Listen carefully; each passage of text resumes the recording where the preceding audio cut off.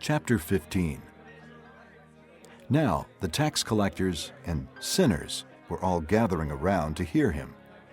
But the Pharisees and the teachers of the law muttered. "This man welcomes sinners and eats with them." Then Jesus told them this parable. Suppose one of you has 100 sheep and loses one of them. Does he not leave the 99 in the open country and go after the lost sheep until he finds it? And when he finds it, he joyfully puts it on his shoulders and goes home.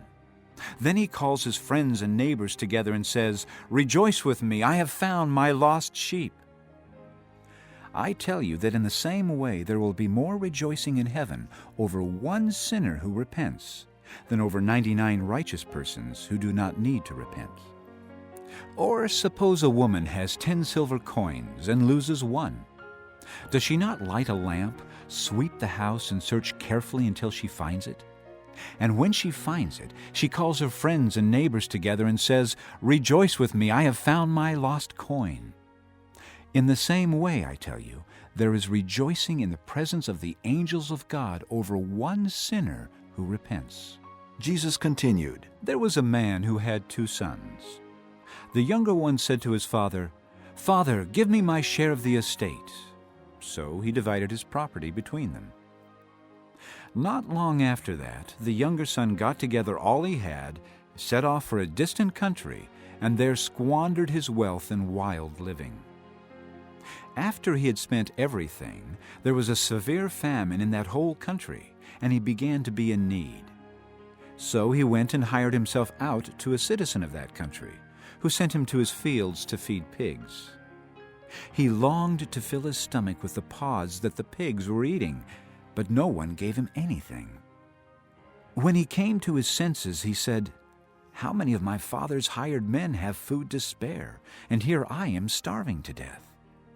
I will set out and go back to my father and say to him, 'Father, I have sinned against heaven and against you. I am no longer worthy to be called your son. Make me like one of your hired men.'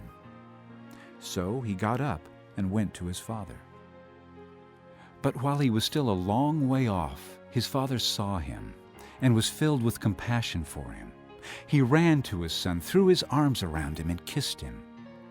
The son said to him, 'Father, I have sinned against heaven and against you. I am no longer worthy to be called your son.' But the father said to his servants, 'Quick, bring the best robe and put it on him. Put a ring on his finger and sandals on his feet. Bring the fattened calf and kill it. Let's have a feast and celebrate, for this son of mine was dead and is alive again. He was lost and is found.' So they began to celebrate. Meanwhile, the older son was in the field. When he came near the house, he heard music and dancing. So he called one of the servants and asked him what was going on. 'Your brother has come,' he replied, 'and your father has killed the fattened calf because he has him back safe and sound.' The older brother became angry and refused to go in. So his father went out and pleaded with him. But he answered his father, 'Look, all these years I've been slaving for you and never disobeyed your orders.